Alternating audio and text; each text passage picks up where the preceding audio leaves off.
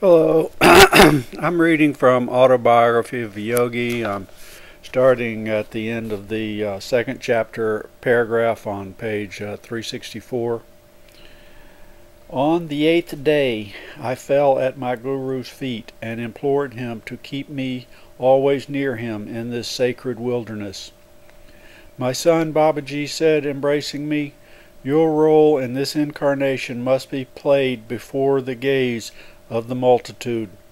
Prenatally blessed by many lives of lonely meditation, you must now mingle in the world of men. A deep purpose underlay the fact that you did not meet me this time until you are already a married man, with modest family and business responsibilities. You must pull aside your thoughts of joining our secret band in the Himalayas. Your life lies amid the city crowds, serving as an example of the ideal yogi householder." The cries of many bewildered worldly men and women have not fallen unheard on the ears of the great ones, he went on. You have been chosen to bring spiritual solace through Kriya Yoga to numerous earnest seekers. The millions who are encumbered by family ties and heavy worldly duties will take new heart from you, a householder like themselves. You should guide them to understand that the highest yogic attainments are not barred from the family man. Even in the world, the yogi who faithfully discharges his responsibilities without personal motive or attachment treads the sure path of enlightenment. No necessity compels you to leave the world, for inwardly you have already sundered its every karmatic tie. Not of this world, you must yet be in it. Many years still remain, during which you should conscientiously fulfill your family, business, civic, and spiritual duties. A sweet new breath of divine hope will penetrate the arid hearts of worldly men. From your balanced life they will understand that liberation is dependent on inner rather than outer renunciations. How remote seemed my family, the office, the world, as I listened to my Guru in the high Himalayan solitudes. Yet adamantive truth rang in his words. I submissively agreed to leave this blessed haven of peace. Babaji instructed me in the ancient rigid rules that govern transmission of the yogic art from guru to disciple. Bestow the Kriya key only on qualified chelas, Babaji said. He who vows to sacrifice all in the quest of the divine is fit to unravel the final mysteries of life through the science of meditation. Angelic Guru, as you have already favored mankind by resurrecting the lost Kriya art, will you not increase that benefit by relaxing the strict requirements for discipleship? I gazed beseechingly at Babaji. I pray that you permit me to communicate Kriya to all sincere seekers, even though at first they may not be able to vow themselves to complete inner renunciation. The tortured men and women of the world, pursued by threefold suffering, need special encouragement. They may never attempt the road to freedom if Kriya initiation be withheld from them. Be it so. The divine wish has been expressed through you. Give Kriya to all who humbly ask you for help. The merciful Guru replied. Lahari, do you call me for a trifle?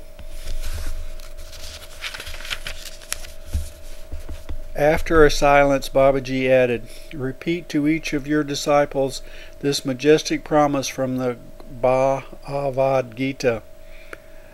Even a little practice of this dharma, parentheses, religious rite or religious action, will save you from great fear, the colossal sufferings inherent in the repeated cycles of birth and death.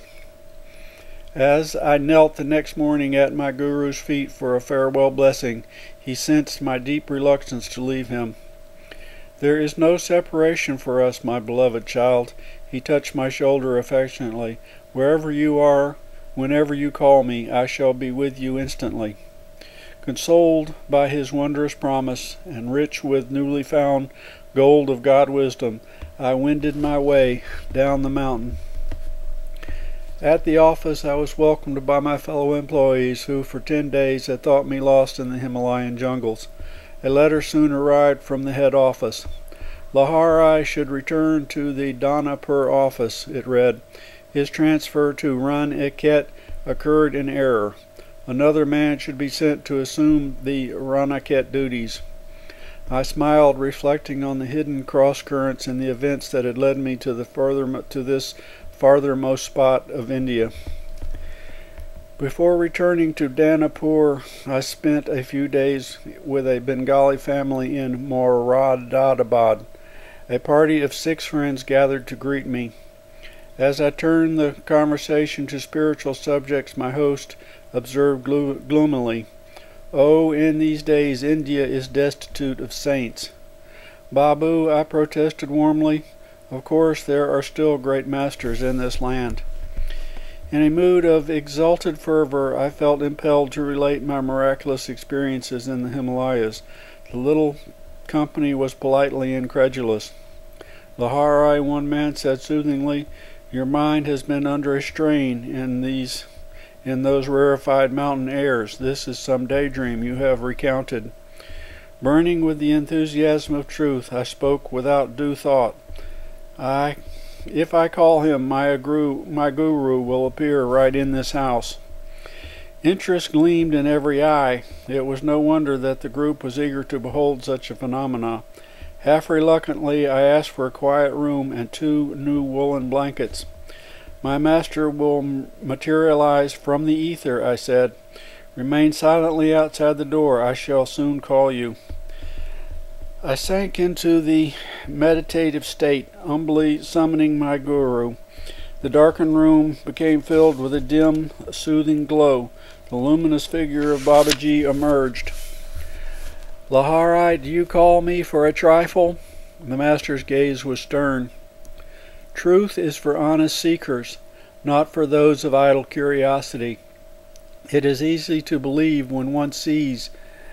No soul searchings are then necessary. Supersensual truth is deservingly discovered by those who overcome their natural materialistic skepticism," he added gravely. "Let me go." I fell entreatingly at his feet. "Holy Guru, I realize my serious error. I humbly ask pardon.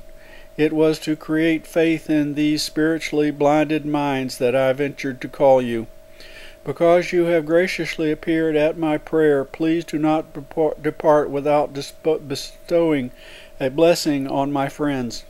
Unbelievers though they be, at least they were willing to investigate the truth of my strange assertions." "Very well, I will stay a while. I do not wish your word discredited before your friends." Babaji's face had softened, but he added gently, "Henceforth, my son, I shall come whenever you need me, not always when you call me." Tense silence reigned in the little group when I opened the door. As if mistrusting their senses, my friends stared at the lustrous figure on the blanket seat. "This is mass hypnotism," one man laughed blatantly. "No one can possibly have entered this room without our knowledge." Babaji advanced smilingly and motioned to each one to touch the warm, soft, solid flesh of his body. Doubts dispelled, my friends prostrated themselves on the floor in awed repentance. "Let Halu be prepared." Babaji made this request. I knew further to assure the group of his physical reality. While the porridge was boiling, the divine guru chatted affably. Great was the metamorphosis of these doubting Thomases into devout St. Paul's. After we had eaten, Babaji blessed each of us in turn. There was a sudden flash. We witnessed the instantaneous dechemicalization of the electronic elements of Babaji's body into a spreading, vaporous light. The God-tuned willpower of the Master had loosened its grasp on the ether atoms held together as his body. Forthwith the trillions of tiny lifeltronic sparks faded into the infinite reservoir. With my own eyes I have seen the conqueror of death. Maitra, one of the group, spoke reverently. His face was transfigured with the joy of his recent awakening. The Supreme Guru played with time and space as a child plays with bubbles. I have beheld one with the keys of heaven and earth. I soon returned to Danapur, Lahari Messiah had concluded. Firmly anchored in the spirit, again I assumed the manifold family and business obligations of a householder. Lahari Messiah also related to Swami Kibalanda and Siri Yutaswar the story of another meeting with Babaji. The occasion was one of many on which the Supreme Guru fulfilled his promise, I shall come whenever you need me. The scene was a Kumbh Mela at Allahabad, Lahari Messiah told his disciples. I had gone there during a short vacation from my office duties. As I wandered amidst the throngs of monks and sadhus that had come from great distances to attend the holy festival, I noticed an ash-smeared ascetic who was holding a begging bowl. The thought arose in my mind that this man was hypocritical, wearing the outward symbols of renunciation without any corresponding inward grace. No sooner had I passed the ascetic than my astounded eye fell on Babaji. He was kneeling in front of a matted hair anchorite. Guruji, I hastened to his side. Sir, what are you doing here? I am washing the feet of this renunciant, and then I shall clean his cooking utensils. Babaji smiled at me like a little child. I knew he was imitating that he wanted me to criticize he was intimating that he wanted me to criticize no one, but to see the Lord as residing equally in all body temples, whether of superior or inferior men. The Guru added, by serving wise and ignorant sadhus, I am learning the greatest of all of virtues, pleasing to God above all others. Humility. Chapter 35. The Christ-like Life of Lahari Mahasaya. Thus it becometh us to fulfill all righteousness. That's Matthew 3:15. In those words to John the Baptist, in asking John to baptize him, Jesus was acknowledging the divine rights of his Guru. From a reverent study of the Bible, from an Oriental viewpoint, and from intuitional perception, I am convinced that John the Baptist was in past lives the Guru of Christ. Numerous passages in the Bible imply that John and Jesus were in their last incarnations. In their last incarnations were, respectively, Elijah and his disciple Elijah. These are spellings in the Old Testament. The Greek translators spelled the names of Elias and Eliseus. They reappeared in the New Testament in these changed forms. The very end of the Old Testament is a prediction of the reincarnation of Elijah and Elisha. Behold, I will send you Elijah the prophet before the coming of the great and dreadful day of the Lord. Thus John (Elijah) sent before the coming of the Lord was born slightly earlier to serve as a herald for Christ. An angel appeared to Zacharias the father to testify that his coming son would be none other than Elijah.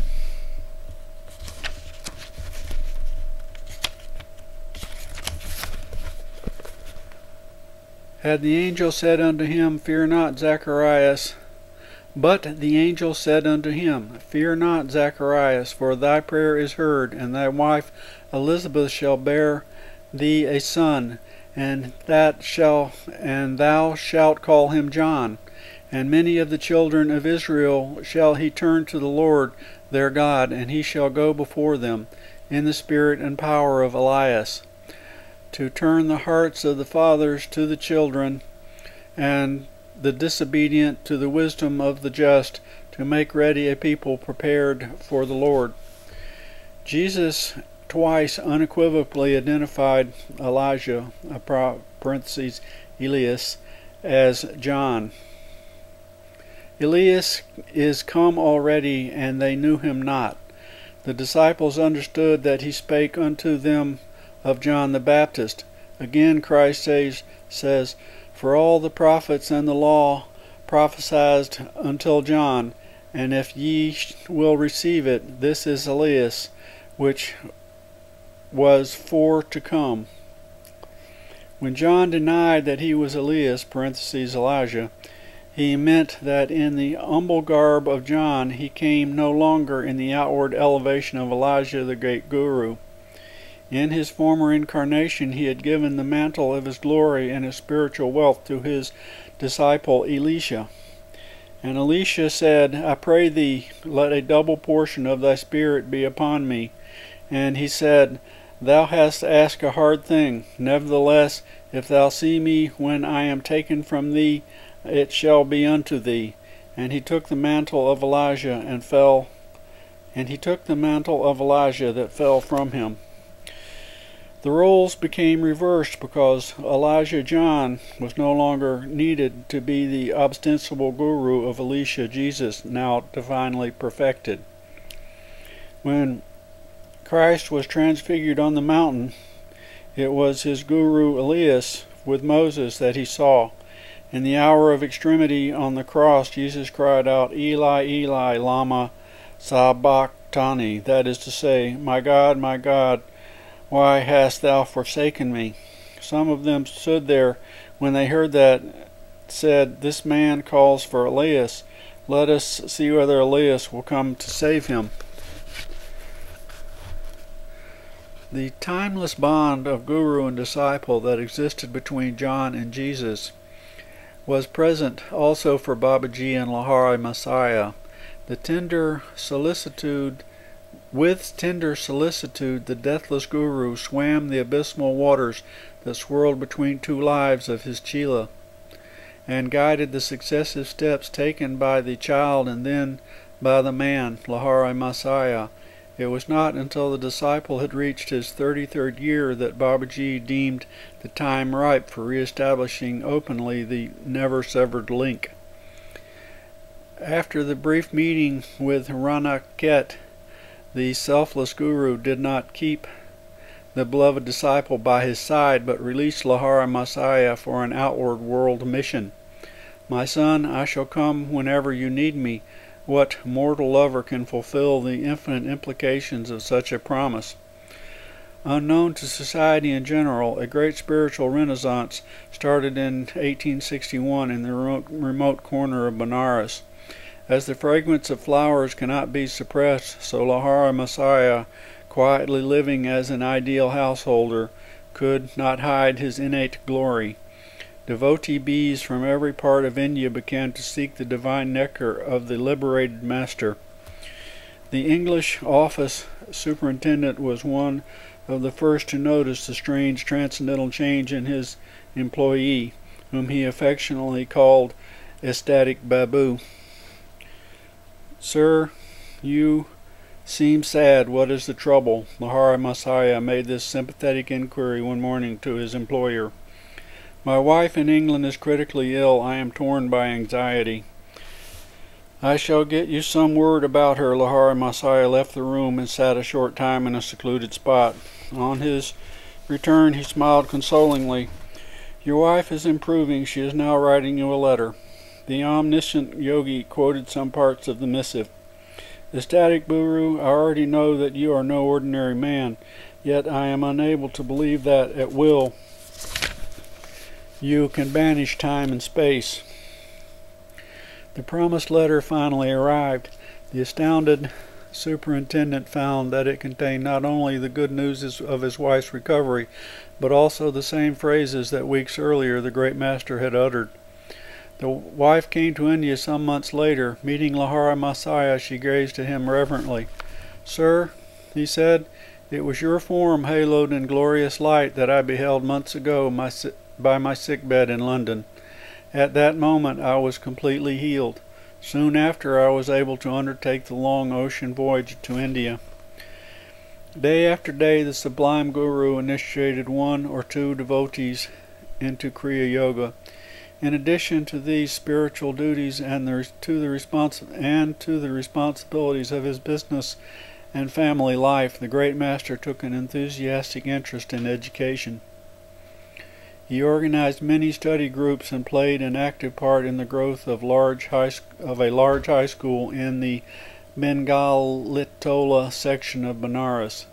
At weekly meetings, which came to be called his Gita Assembly, the Guru expounded the scriptures to many eager truth seekers. By these manifold activities, Lahari Messiah sought to answer the common challenge. After performing one's business and social duties, where is the time for devotional meditation? The harmoniously balanced life of the great householder Guru became the inspiration of thousands of men and women, earning only a modest salary, 30 unostentatious, accessible to all. The master carried on naturally and happily in the path of this disciplined worldly life. Though ensconced in the seat of the Supreme One, Lahari Messiah showed reverence to all men, irrespective of their differing merits. When his devotees saluted him, he bowed and turned to them. With a childlike humility, the master often touched the feet of others, but seldom allowed them to pay him similar honor, even though such obeisance towards the Guru is an ancient Oriental custom. Here's a picture of Lahari Mahasaya.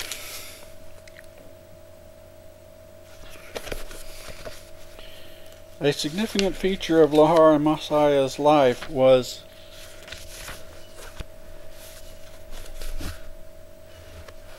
the gift of Kriya initiated to those of every faith. Not Hindu only, but Muslims and Christians were among his foremost disciples. Monists and dualists, those of various faiths or of no established faith, were impartially received and instructed by the universal Guru. One of his highly advanced chelas was Abdul Ghaffar Khan, a Muslim. Lahari Messiah, belonging himself to the highest or Brahman caste, made courageous efforts to dissolve the rigid caste bigotry of his time. Those from every walk of life found shelter under the Master's omnipresent wings. Like all other God-inspired prophets, Lahari Messiah gave great hope to the outcast and the downtrodden of society. Remember that you belong to no one and that no one belongs to you. Reflect that someday you will suddenly have to leave everything in this world, so make the acquaintance of God now. The great Guru told his disciples, prepare yourself for the coming astral journey of death by riding daily in a balloon of divine perception. Through delusion you are perceiving yourself as a bundle of flesh and bones, which at best is a nest of troubles.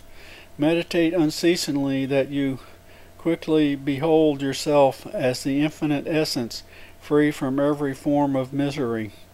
Cease being a prisoner of the body, using the secret key of Kriya. Learn to escape into spirit. The Master encouraged his various disciples to adhere to the good traditional discipline of their own faiths, stressing the all-inclusive nature of Kriya Yoga as a practical technique of liberation. Lahari Messiah then gave his chelas liberty to express their lives in conformance with environment and upbringing. A Muslim should perform his namaja worship 5 times daily, the Master pointed out. Several times daily a Hindu should sit in meditation. A Christian should go down on his knees several times daily, praying to God and reading the Bible. With wise discernment, the Guru guided his followers into the paths of bhakti, devotion, karma, action, jhana, wisdom, and raja, royal or complete yoga, according to each man's natural tendencies. The master, who was slow to give his permission to devotees wishing to enter the formal path of monkhood, always cautioned them first to reflect well on the austerities of monastic life. The great Guru taught his disciples to avoid theoretical discussion of the scriptures. He only is wise who devotes himself to realizing, not reading only, the ancient revelations, he said. Solve all your problems through meditation. Exchange unprofitable speculations for actual God communion. Clear your mind of dogmatic theological debris. Let in the fresh healing waters of direct perception. Attune yourself to the active inner guidance. The divine voice has the answer to every dilemma of life. Through man's ingenuity for getting himself into trouble appears to be endless, the infinite succor is no less resourceful. The Master's omnipresence was demonstrated one day before a group of disciples who were listening to his exposition of the Bhagavad Gita. As he was explaining the meaning of the Katastha Chyanana, or Christ consciousness, in all vibratory creation, Lahari Messiah suddenly grasped and cried out, "I am drowning in the bodies of many souls off the coast of Japan." The next morning the chelas read in a cabled newspaper account of the deaths of a number of persons whose ship had floundered in the preceding day near Japan. Many distant disciples of Lahari Messiah were aware of his enfolding presence. "I am ever with those who practice Kriya," he would say consolingly to chelas who could not remain near him. "I will guide you to the cosmic house through your ever-enlarging spiritual perceptions." Sri Bhupendra Nath Sanyal, an eminent disciple of the great Guru, stated that as a youth in 1892, unable to go to Benares, he prayed to the Master for spiritual instruction. Lahari Messiah appeared before Bhupendra in a dream and gave him Diksha, initiation. Later the boy went to Benares and asked the Guru for Diksha. "I have already initiated you in a dream," Lahari Messiah replied.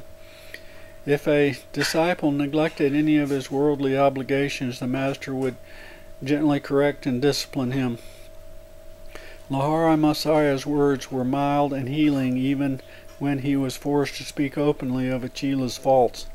Sri Yukteswar once told me, he added ruefully, "No disciple ever fled from our Master's barbs." I could not help laughing as I truthfully assured my Guru that, sharp or not, his every word was music to my ears. Lahari Messiah carefully graded Kriya into 4 progressive initiations. He bestowed the 3 higher techniques only after a devotee had manifest definite spiritual progress. One day a certain chela, convinced that his worth was not being duly evaluated, gave voice to his discontent. "Master," he said, "surely I am ready now for the 2nd initiation." At this moment the door opened to admit a humble disciple, Brinda Bhagat.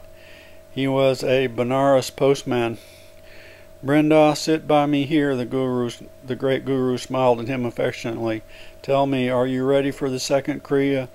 The little postman folded his hands supplicatingly. "Guru Deva," he said in alarm, "no more initiations, please. How can I assimilate any higher teachings? I have come today to ask your blessings, because the first Kriya you filled me with such divine intoxication that I cannot deliver the letters." Already Brinda swims in the sea of spirit. At these words of Lahari Messiah, the other disciple hung his head. "Master," he said, "I see I have been a poor workman, finding fault with my tools. The lowly postman who was uneducated later developed his insight through Kriya Yoga to such an extent that scholars occasionally sought his interpretation on involved scriptural points. Innocent alike of sin and syntax, little Brenda won renown in the domain of learned pundits. Okay, that's it for this week. I'm at the end of the third paragraph on page 379. Bye.